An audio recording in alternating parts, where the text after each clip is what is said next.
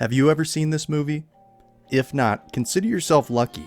This is one film I've actively avoided through the years, not because of its content, but because I've known of the curse.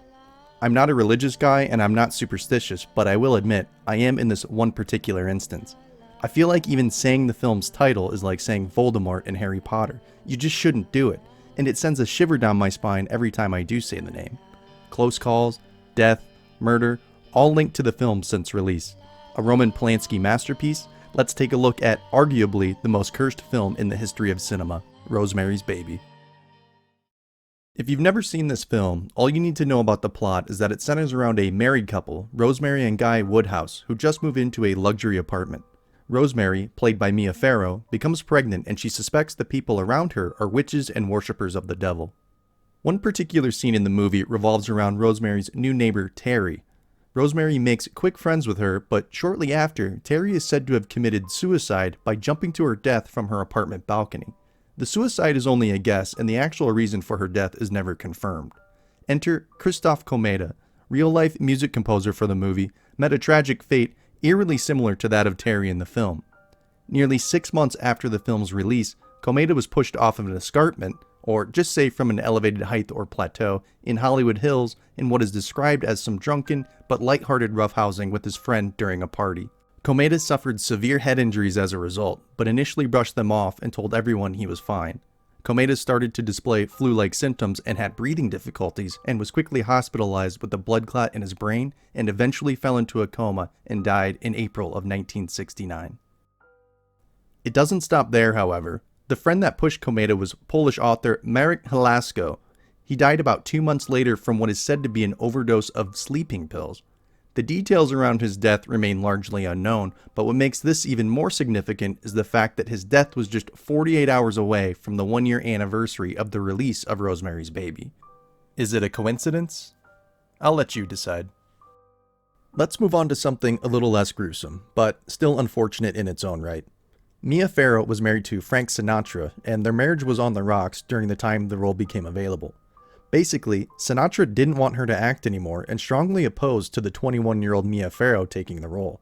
But that's not what she wanted, and decided to accept the role as she thought it would be her break from television actress to film actress.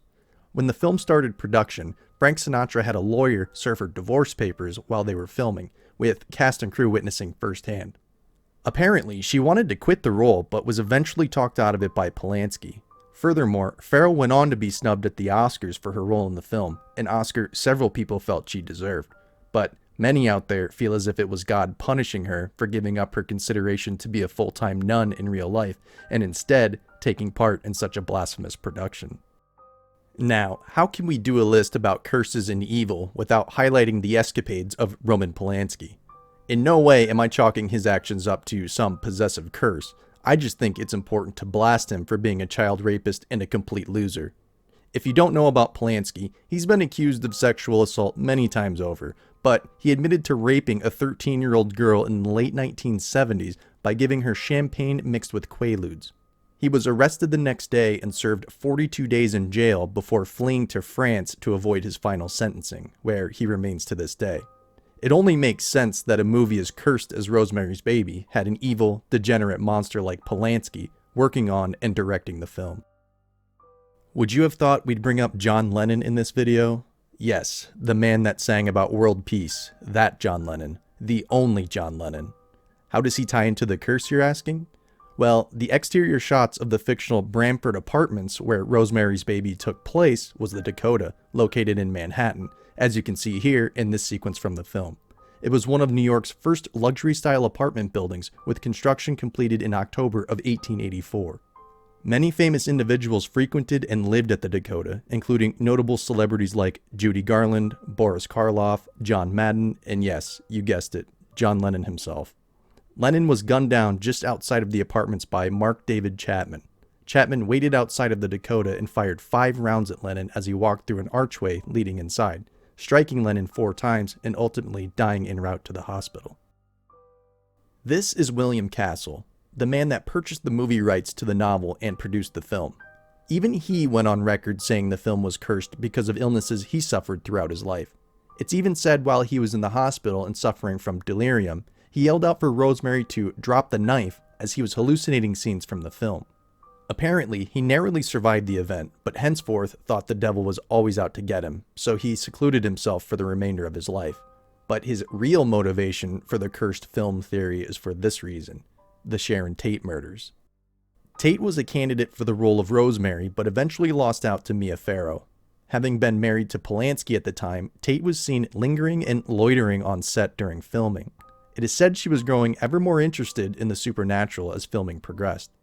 It is rumored she had an affair with another actor, Christopher Jones, where he recollects her saying, "The devil is beautiful. Most people think he's ugly, but he's not." Jones also states at this time he had a strong feeling she was going to die. 7 months later, on August 18, 1969, an 8.5-month pregnant Tate, along with 4 others, were murdered by some crazed Charles Manson family cult members.